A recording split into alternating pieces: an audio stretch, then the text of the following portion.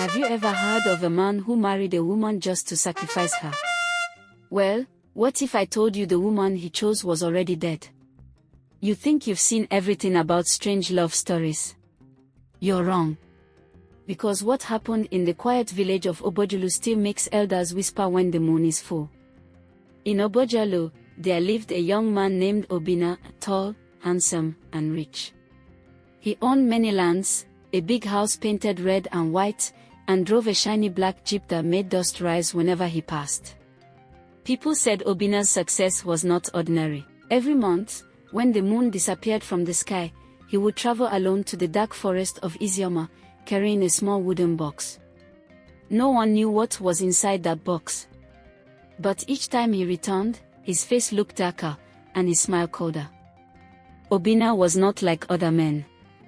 He wanted power, power that would make kings bow and spirits obey.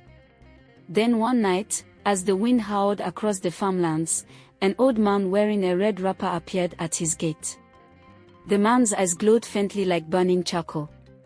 "Obina," he said in a slow, deep voice. "The time has come. The gods demand a sacrifice." Obina's heart jumped. "What kind of sacrifice?" "A pure one," the man replied. "A bride untouched by the world. Marry her. Love her. Then offer her blood beneath the tree of shadows." The next morning, Obina began his search. He visited village after village, but no woman felt right. Until one day, while passing through Umofia, he saw her. She was standing by the riverbank, wearing a white wrapper that floated softly in the wind. Her name was Amarachi. Her skin glowed like moonlight, her eyes deep and calm, but her voice, when she spoke, sounded far away, like someone speaking from a dream. "Do you believe in destiny?" she asked softly. Obina froze. "Yes. I do." "Then maybe your destiny is to find me," she said, smiling faintly. From that moment, Obina knew she was the one. Perfect, quiet, pure. Exactly what he needed for the sacrifice. But there was something he didn't know. Something no man could have imagined. Amarachi wasn't among the living. She had been buried 3 years ago, and that night, under the whispering trees, the dead smiled. Obina could not stop thinking about Amarachi. Every night, her face appeared in his dreams, calm, glowing, and strange. When he woke, the sound of water always echoed in his ears, like the river was calling his name. He returned to Umofia the next morning. Amarachi was at the same spot by the river, washing her wrapper even though the water around her never moved.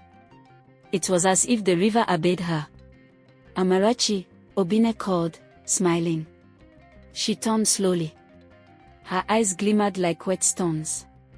"I knew you would come back," she said softly. From that moment, they began to meet every day, under the same tree, beside the same silent river. Obina brought her fruits, gifts, and stories from Obojolu. She only listened, barely spoke, but every word from him made her smile faintly, like she already knew his secret. Soon, Obina made up his mind. He would marry Amarachi. He told the old man with the glowing eyes that he had found the perfect bride. The man only nodded and said, "Do not delay. The moon waits for no one." That same week, Obina prepared everything, the clothes, the feast, the drums. The villagers were surprised at how fast he was marrying a woman they had never met. But when they saw Amarachi, they forgot their questions. She was beautiful beyond reason. Her skin shone like morning dew, and when she walked, her feet barely touched the ground. The wedding day came. The drummers played, women danced, and elders poured palm wine for blessings. But as the sun set, strange things began to happen. The chief drummer's drum tore itself open. A flock of crows circled above the ceremony. And a cold wind blew even though the sky was clear. Obina felt fear for the first time. But Amarachi held his hand gently and whispered, "Don't be afraid. After tonight, everything will change forever." Just as she said that, the fire in the center of the compound went out. Suddenly, completely. Darkness swallowed the place. A baby cried in the crowd, though no one had brought a child. Then Amarachi's voice rose above the silence. Obina, do you really know who you married? The crowd gasped. Obina froze. But before he could speak, if you're watching this now, take a deep breath, because what happens next will shock you. Subscribe, so you don't miss what Amarachi reveals under the dying moon. The moment Amarachi asked that question, Obina, do you really know who you married? The air in the compound changed. The wind stopped. The dancers froze mid-step. Even the fire refused to burn again. Everyone stared at Amarachi. Her face was calm, but her eyes had become darker, deeper, like a river with no bottom. Obina forced a smile, trying to hide his shaking hands. My wife, what are you saying? But Amarachi only looked at him and whispered, I was buried where you found me. A loud gasp ran through the crowd. What does she mean? Someone shouted. Obina turned, but when he looked back at Amarachi, she was no longer standing. She was floating. Her wrapper moved like it was underwater. Her long black hair lifted around her head even though there was no wind. The crowd screamed and scattered in fear. Obina stepped back slowly. Amarachi, he shouted. What are you? She smiled faintly. You asked for power, Obina. But you chose me, the one power no man can control. The sky cracked with thunder though no rain fell. The ground trembled softly under their feet. From somewhere far away, the voice of the old man with glowing eyes echoed through the night, you have married the spirit of the river, and the river never forgets. Obina fell to his knees. His mind raced. He remembered the first day he met her, her cold hands, her quiet steps, the way the river never moved. He had been blind. Amarachi's eyes softened as she looked at him. You wanted to sacrifice me, she said, her voice calm but heavy. Yet I came back to see if your heart had changed. Obina shook his head in disbelief. Please, don't harm me. I didn't know. She smiled again. Then learn what it means to love the dead. Suddenly, all the candles around them lit themselves. But the flames burned blue. The shadows stretched across the walls, forming strange faces that whispered his name. Obina. Obina. He turned to run, but found the gate gone.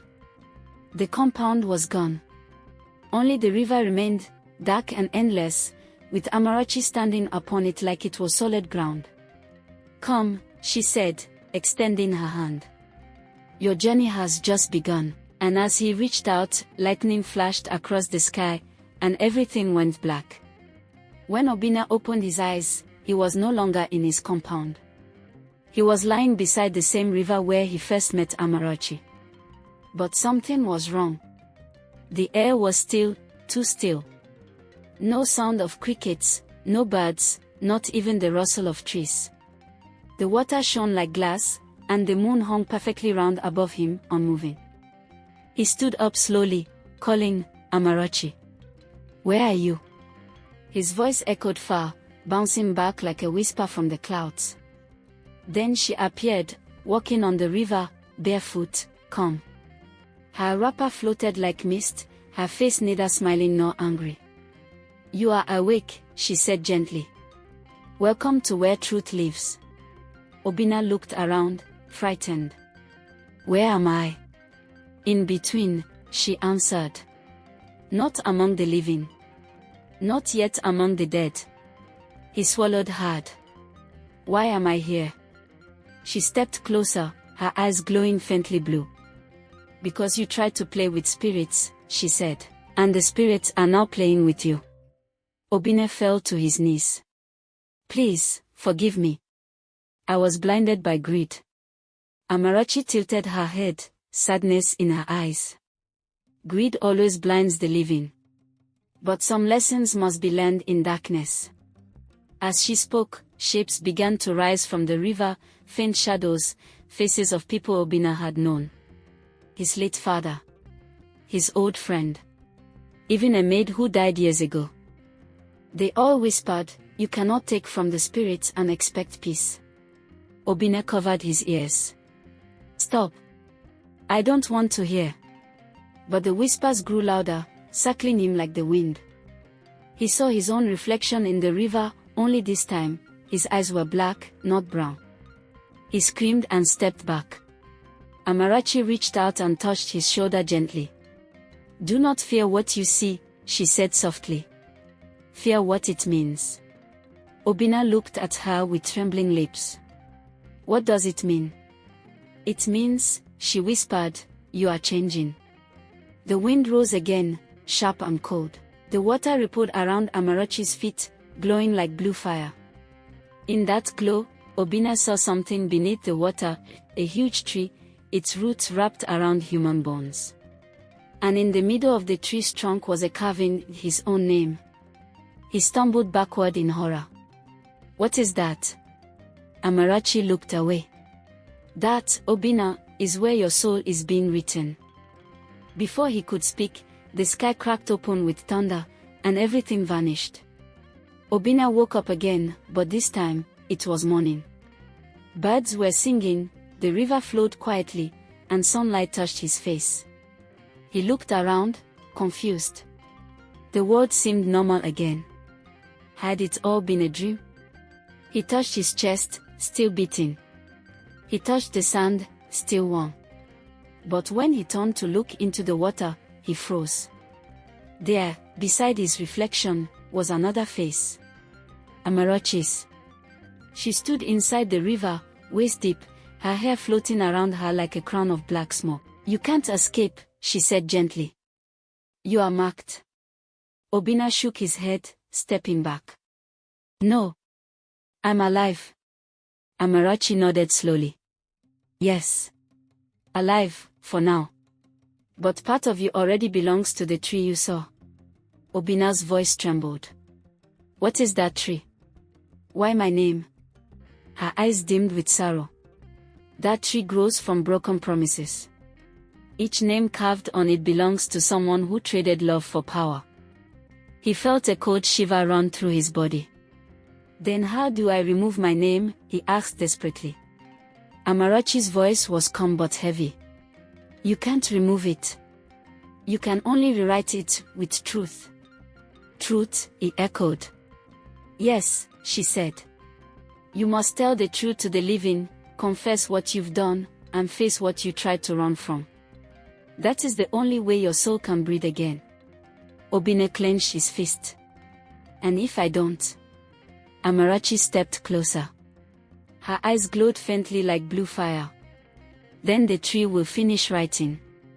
And when it does, the living will forget you, forever." The ground suddenly shook. The river turned red like blood for a moment. A voice whispered from below, "Time is running out." Obinna looked around in terror. "Who said that?" Amarachi's gaze fell to the river. "The spirits of the forgotten. The ones who didn't confess in time." He wanted to run, but his legs felt weak. The weight of everything he'd done pressed on him like a mountain. For the first time, tears filled his eyes. "I didn't mean to hurt anyone," he said softly. "I just wanted to be great." Amarachi touched his shoulder gently. "Then maybe, Obinna, greatness was never what you needed." She turned to leave, but before she disappeared into the river mist, she said something that froze his heart. "Tonight, the old man will come for you again, and this time, he will not ask, he will take." And then she was gone, swallowed by the water.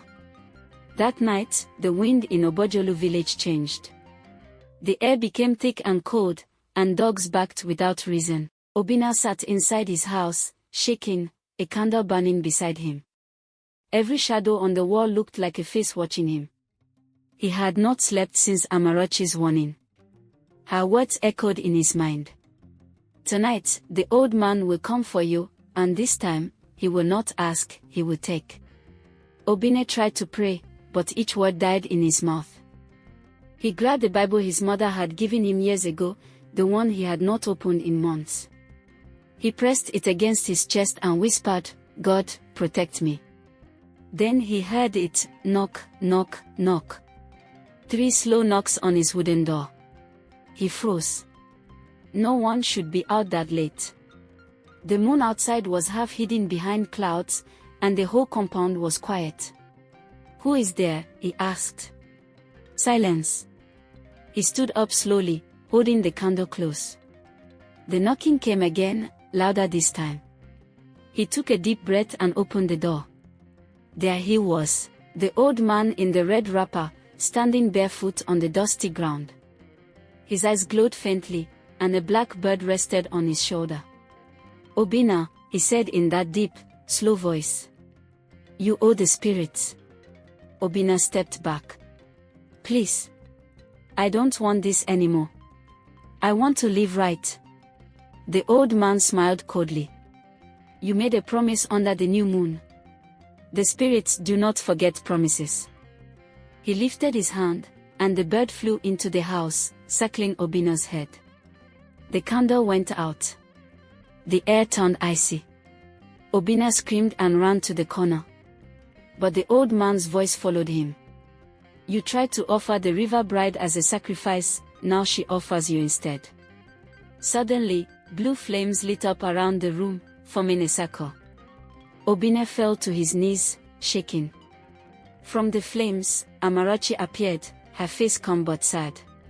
"Stop," she shouted. "He belongs to me now, not you." The old man hissed like a snake. "He belongs to the tree." Amarachi's eyes glowed brighter. "Then the tree will face the river." The ground trembled. The bird screeched and vanished. The old man stepped back slowly, his eyes burning red. "This is not over," he said, fading into the shadows. When silence returned, Obinna looked at Amarachi. But before he could thank her, she collapsed into his arms. Her skin was cold as ice, and her body began to fade into mist. "Amarachi," he cried. "Don't leave me." She whispered weakly, "To save you, I must return to where I came from." And then her body dissolved into the night air. After Amarachi faded into mist, Obinna sat in silence for hours. He could still feel her cold touch on his hands. Her voice echoed in his head, "To save you, I must return to where I came from." The house was empty, dark, and cold. Every corner whispered her name. Even the wind outside seemed to sigh, "Amarachi. Amarachi." Obinna couldn't rest. He stood, grabbed his lantern, and walked into the night. He followed the faint scent of river water in the air, the same scent that always surrounded her. The road to Isioma River was long and quiet. The moon was full again, hanging like a giant eye watching him. Owls hooted in the distance. Crickets sang low songs of warning. When he reached the riverbank, the water looked strange.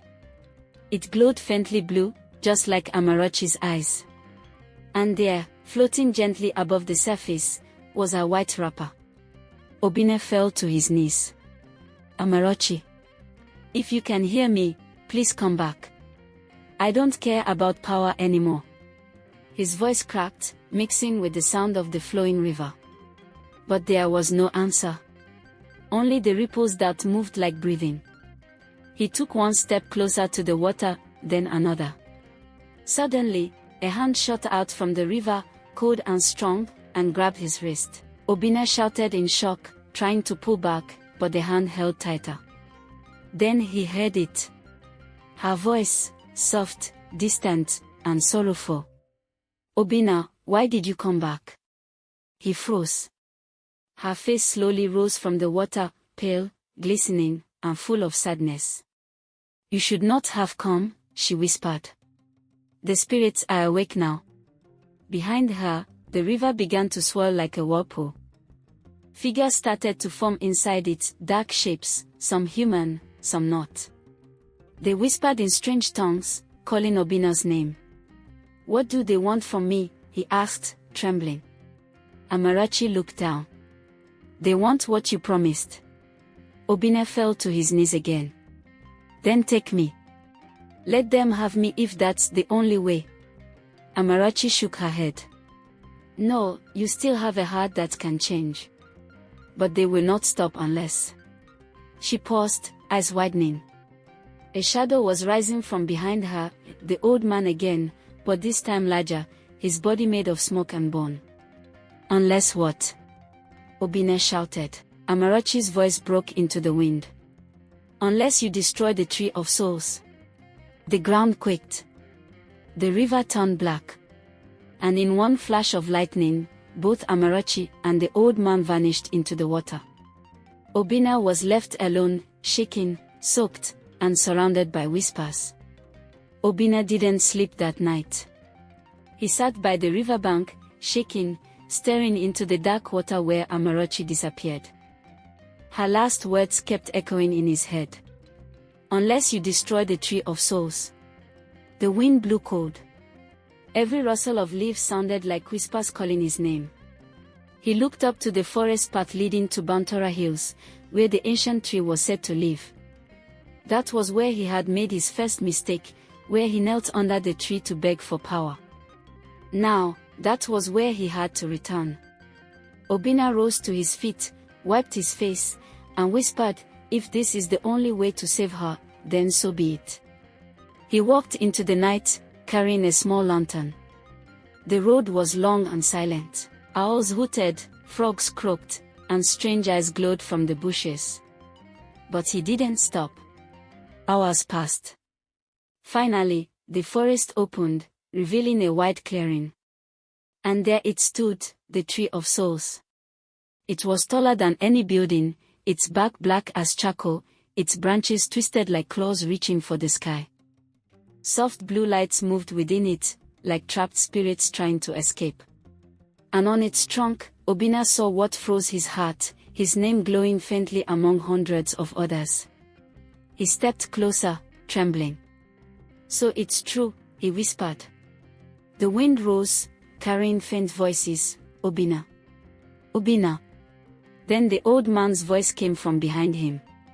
"You finally came." Obina turned sharply. The old man was standing at the foot of the tree, his eyes burning red. "You can't destroy what feeds the gods," the old man said slowly. "This tree gives life to the dark ones. It holds every soul that has broken its promise." Obina clenched his fist. "Then let it take mine." "But not hers." The old man laughed, a dry, hollow laugh. "You think it's that simple? Every root here is tied to your lies. Every leaf knows your greed."